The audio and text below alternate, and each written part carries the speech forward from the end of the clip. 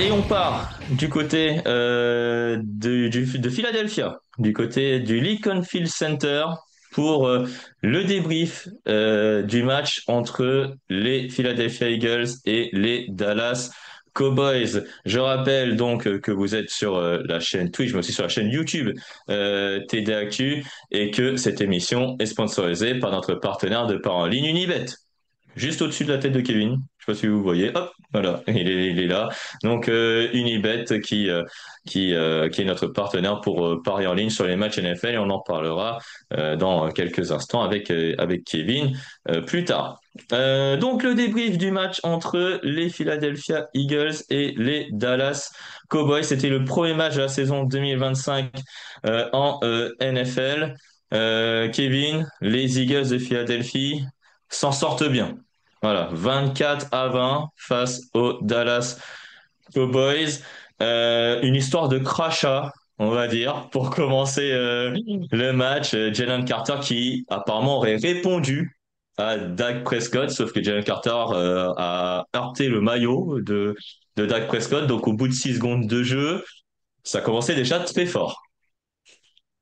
Ouais, pourtant, on vous le dit à l'école, il faut pas répondre aux provocations. C'est toujours celui qui répond qui se fait punir. C'est exactement pareil en NFL. Jalen Carter qui s'est fait visiblement cracher dessus, les arbitres l'ont pas vu, mais ils l'ont vu répondre. Et il se fait mettre dehors. C'est dommage, c'était un animateur potentiel de ce match. Les Eagles ont souffert finalement face à des Cowboys qui ont été meilleurs que ce que pas mal d'observateurs s'attendaient à voir cette saison. Et puis, il n'y a pas de les crachats, il y avait aussi le mauvais temps, il y avait une connexion coupée pendant 1 heure, donc on a dû attendre pendant 1 heure avant de débuter la seconde mi-temps. Alors là, dans les images, là, on voit Mister CeeDee Lamb en train de plonger pour une réception. Kevin, est-ce que c'est une défaite frustrante pour Dallas à cause peut-être de ces erreurs qu'a fait le meilleur receveur de Dallas? Oui, c'est frustrant. Après, je trouve quand même l'opinion publique extrêmement dure avec Sidi Lem qui, en première mi-temps, a été au four et au moulin. Il a été extraordinaire. Il avait genre 75 yards après la moitié du premier quart-temps. Hmm. C'était quand même très impressionnant ce qu'il faisait. C'est vrai qu'il mange un peu la feuille, mais il était aussi un petit peu seul. George Pickens aux abonnés absents, qui était plus occupé à gâcher les gros gains de son équipe qu'à faire des réceptions. Que voilà, Lem a fait ce qu'il pouvait. C'est vrai qu'il y a des erreurs coupables auxquelles il ne nous a pas habitués ces dernières années. Mais je pense que les Cowboys devraient plutôt en tirer du positif de ce match. Ils ont accroché le champion en titre. Ils ont montré qu'ils pouvaient avoir de l'impact et faire pas mal de victoires. Et pourquoi pas s'accrocher à des playoffs, même s'ils sont dans une division très compliquée. Moi, je le trouve plutôt leur prestation positive au bout du compte, surtout sans Micah Parsons. Oui, justement. Il y a quelques jours, il y a beaucoup de circonstances atténuantes pour Dallas, hein. Ils viennent d'échanger peut-être leur meilleur joueur défensif, Micah Parsons. Ils s'avancent contre les champions en titre presque diminués. Mais alors, Sid Dillon, 7 réceptions, 110 yards, mais il a été visé 13 fois. 13 fois, donc il a fait 3 drops très importants, notamment qui auraient pu faire gagner son équipe. Mais clairement, Kevin, on a vu une équipe de Dallas, en première mi-temps en tout cas, qui peut-être, on avait peut-être oublié du côté de Dallas qu'ils avaient une attaque. Ouais, c'est vrai, on avait un peu oublié. Mais en tout cas, les Eagles n'ont pas semblé être capables de les stopper. Et ouais, ils ont quand même performé avec des joueurs qu'on n'attendait pas, un certain Javonte Williams au sol notamment, Ouais. qui a été un petit peu partout et qui va 2 fois dans la end zone. Plutôt impressionnant, on s'attendait vraiment pas à une telle performance de sa part. Et les Cowboys qui ont tenu à dragée haute. Et puis surtout, peut-être que le tour du match, c'est pas forcément les drops de CeeDee Lamb, mais c'est peut-être le fumble de Miles Sanders parce qu'il fait une super course pour quasiment 30 yards, et puis ensuite, l'action d'après, bah, fumble et récupération des Eagles, alors que les Cowboys auraient pu passer devant. Donc, il y a peut-être les drops de CeeDee Lamb, mais il y a aussi les fumbles de Miles Sanders.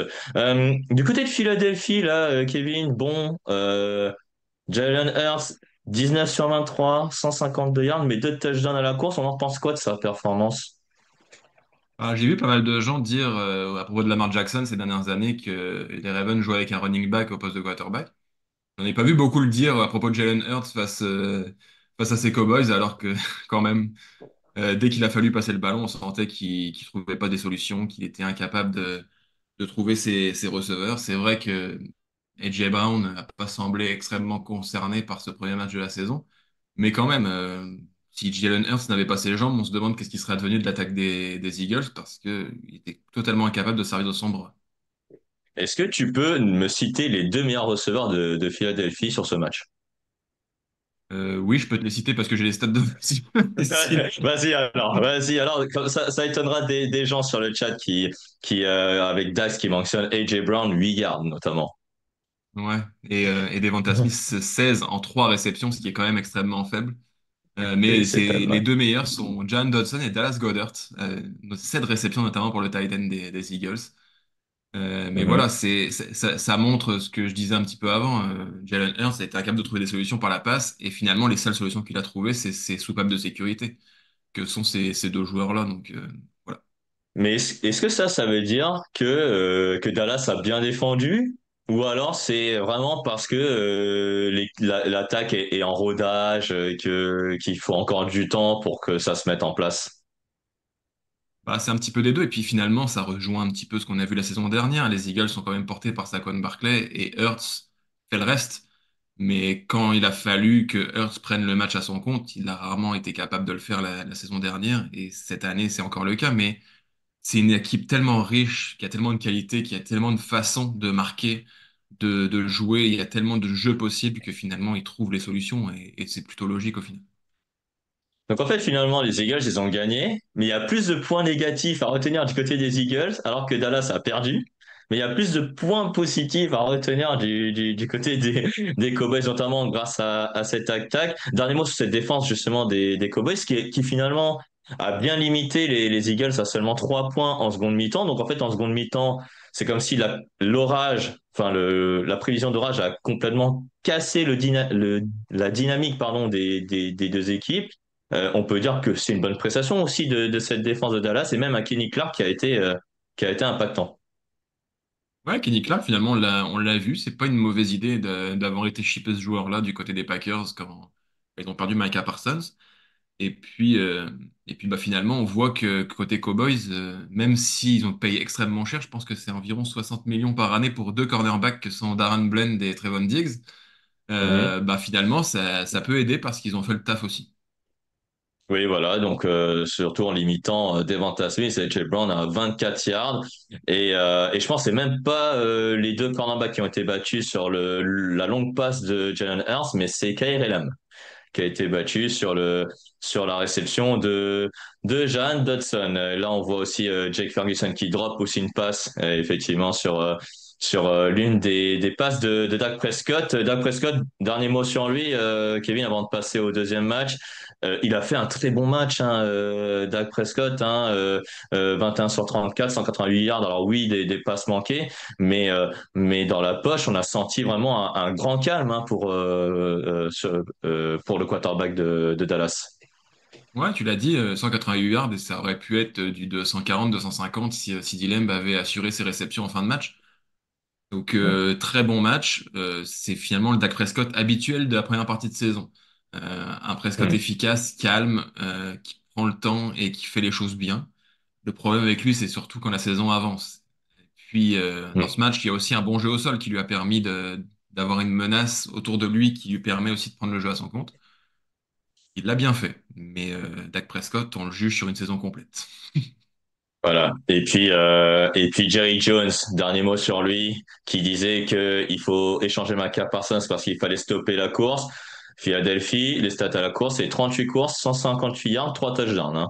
Bon, ça va pas se faire en une semaine, mais bon, là, pour l'instant, les déclarations de Jerry Jones se retournent contre lui, là, Kevin.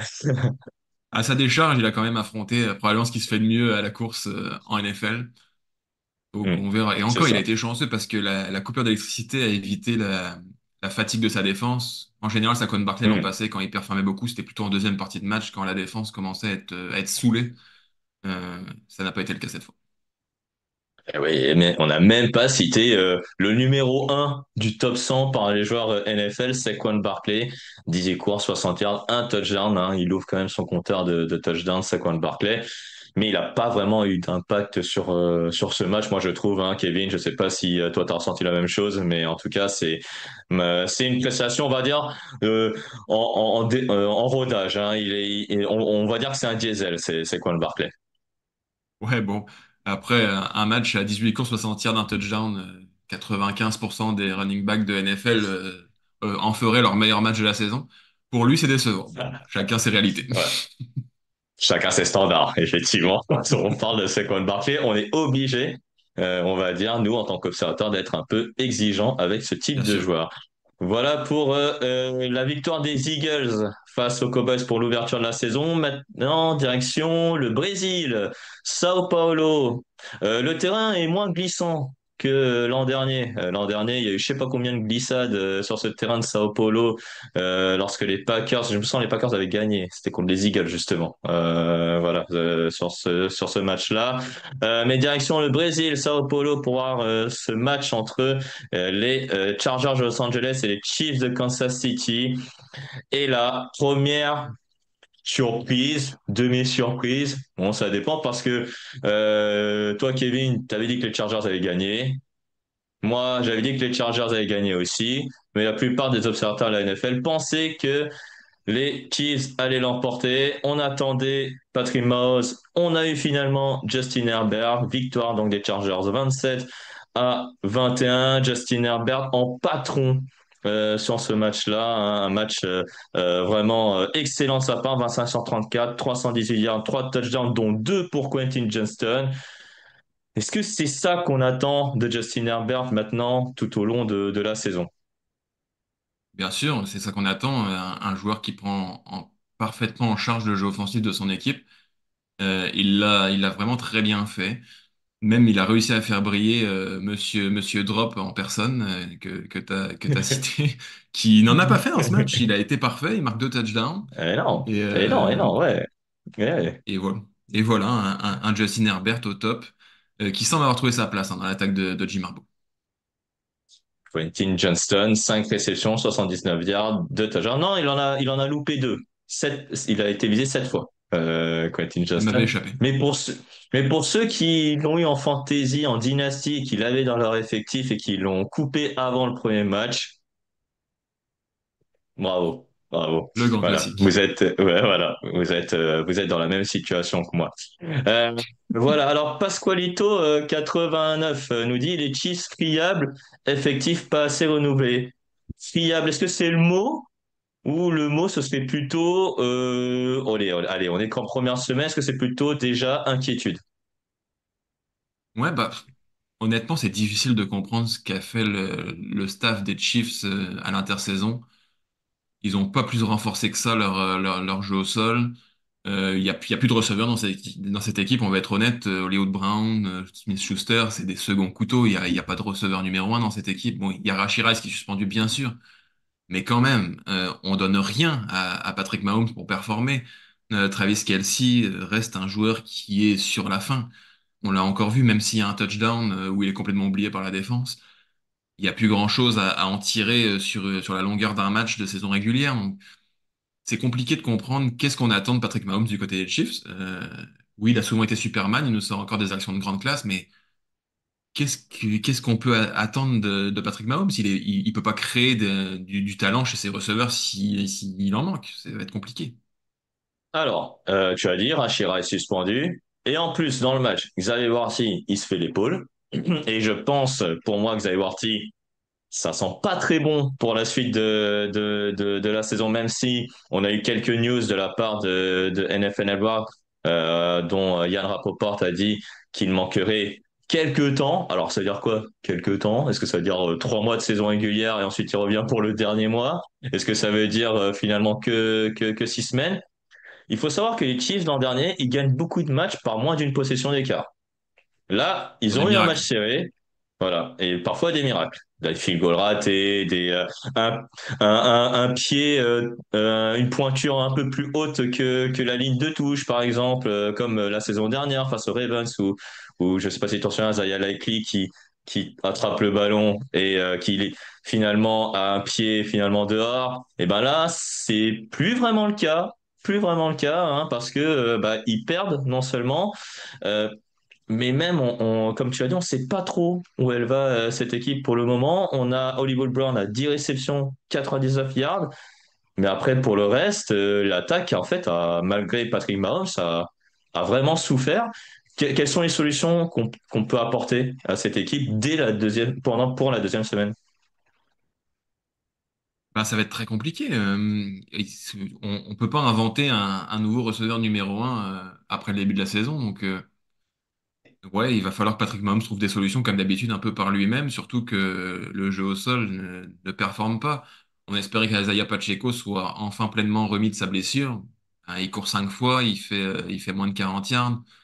Il a aucun impact réel sur le match. Karim Hunt, pas plus, qui est vraiment un running back puissant et qui va pas faire des gros gains monstrueux pour permettre à Mahomes de souffler et d'être une menace pour les défenses adverses. Ouais, on en est dans une sorte d'impasse déjà pour les Chiefs dans cette première semaine. Je sais pas toi si tu vois des solutions, mais moi j'en vois pas beaucoup à l'heure actuelle. Alors, peut-être la solution, c'est peut-être Taquan Thornton, allez, la grande menace profonde, hein, mais il a réussi à attraper une réception à plus de 30 yards et après, plus grand-chose. Voilà, soit Patrick Mahomes lance long, soit il relâche le ballon, mais je suis d'accord avec toi, c'est clair que là, on est un peu dans une impasse, on a l'impression que les Chiefs, en attaque en tout cas, depuis une saison et demie, voire 2 saisons, c'est très, très, très laborieux à regarder. Et là, et encore, même au Super Bowl, c'était très laborieux à regarder. Comme je l'ai dit, la saison dernière, il gagnait beaucoup de matchs par une position d'écart, et même en playoff, c'était le cas. Donc peut-être que la pièce est en train de tourner, mais dans le mauvais sens. Donc c'est ça mon avis, mais j'espère me tromper. Guigui Twig qui nous mentionne Travis Kelce, bon, de réception 47 yards, il a mis un touchdown, mais finalement on l'a pas beaucoup vu. Finalement, du côté de Kansas City, on va parler un peu de l'attaque des Chargers parce que l'attaque des Chargers c'est la belle surprise finalement parce que 34 passes tentées par Justin Herbert, 25 courses. Kevin, on nous promettait du jeu au sol à gogo là. Finalement, on a plus de jeu aérien. Il s'est passé quoi là? J'ai envie de dire que Jim Harbaugh découvre la vie avec un vrai quarterback fiable qui est capable de lancer 35 à 40 fois par match, ce qu'il a jamais vraiment eu en NFL, faut être honnête. Hein, c'est pas Alex Smith ou Colin Kaepernick qui pouvaient prendre en charge ce genre de charge de travail.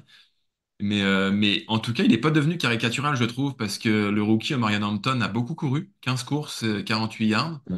Il n'a pas été transcendant, mais au moins on lui a laissé la chance de s'exprimer. Et puis, ben, Alan McConkey, voilà, je pense que beaucoup de gens sont amoureux de ce receveur. Il confirme que sa saison rookie n'était pas un simple test. Ouais, l'espace un feu de paille, effectivement, la saison rookie de Lal McConkey. 3 joueurs plus de 60 yards à la réception, Quentin Johnston, donc Lal McConkey qui a cité, et donc Keenan Allen qui a fait son grand retour du côté des Chargers et même un touchdown. C'est parce qu'en fait, il avait pas de quarterback au Bears. On va être honnête, non? Ouais, bah voilà, coucou les Chiefs. C'était si compliqué que ça d'aller chercher un Keenan Allen, par exemple, pour densifier un peu Ouais. sa chambre de receveur.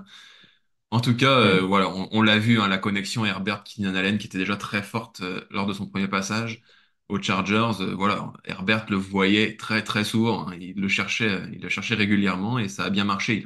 C'est vrai qu'il a quand même toujours d'excellentes mains. Il a plus la vitesse d'avant, il a plus les cuts qu'il avait avant, mais il va faire encore pas mal de réceptions et quelques touchdowns cette année. Ouais, visé 10 fois Keenan Allen, hein, quand même une nouvelle fois. Ça prouve que même à 32 ans, le type, il sait toujours bien se démarquer et il sait toujours très bien attraper les ballons comme tu l'as pu le constater. Omarion Hampton, ouais, effectivement, 15 courses, 48 yards. Najee Harris, qu'on a vu qu'une seule fois du match, ça veut dire qu'il n'a pas vraiment été rétabli. Donc, Si on arrive à faire de la production en attaque, c'est-à-dire que la défense des Chiefs n'a pas forcément été très très bonne, malgré notamment les deux sacs de Drew Tranquille. On louait cette défense des Chiefs, notamment sous le commandement de Steve Spagnuolo, qui était très forte. Là, ils sont tombés sur une équipe qui a un peu récité leur football. Est-ce que une nouvelle fois, on doit compter sur cette défense pour, on va dire, masquer les carences en attaque du côté des Chiefs de Kansas City? Bah, leur salut passe un peu par là. C'est vrai qu'on s'est habitué l'année dernière avec Steve, et même les autres années avant, avec Steve Spagnuolo, d'avoir toujours une défense très très affûtée. Mais là encore, ils ont perdu quelques éléments au fur et à mesure que les années ont passé. Est-ce qu'ils ont été Mhm. remplacés à leur juste valeur? La question mérite d'être posée, mais en tout cas, il y a pas mal quand même de jeunes joueurs dans cette défense. Et de ce côté-ci du ballon, j'ai envie de croire que ça va progresser et qu'ils vont en prendre moins de yards. Et puis, en face, il y avait quand même, on l'a dit, un Justin Herbert, Todd McConkey, Keenan Allen et consorts. Ils vont pas affronter une attaque de cette qualité toutes les semaines. Oui, c'est sûr, parce que par exemple, Chris Jones n'a pas eu d'impact. On a vu George Karlaftis qui a prolongé son contrat hein, avec un gros contrat, mais qui n'a fait qu'un sac finalement. Il n'y a pas eu d'interception de la part des cornerbacks ou des safeties de Kansas City. Donc, on va dire que c'est un match à oublier hein, du côté des Chiefs, une prestation, on va dire, poussive.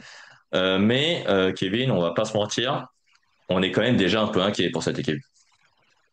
Ouais, bah, ça manque de solutions. En fait, j'ai envie de dire que leur salut passe un peu par le retour de Rashee Rice. Il faut faire le dos rond jusque-là et se dire Oula. que Patrick Mahomes va retrouver une cible de très bonne qualité avec le retour de Rice. D'ici là, faut espérer pas être à 0-3. Oula, zéro victoire et peut-être cinq défaites pour les Chiefs en début de saison. Ouf, là, si quelqu'un a parié dessus sur le début de saison, je pense qu'il empochera beaucoup de sous. Mais après, est-ce que ça va permettre aux Chiefs d'être à 10 victoires, 5 défaites et se qualifier pour les playoffs par miracle? On sait jamais. Mais en tout cas, très belle prestation des Chargers de Los Angeles au Brésil. Victoire donc face aux Chiefs de Kansas City. 27-21. Voilà ce qu'on pouvait dire du débrief des deux premiers matchs de la saison en NFL.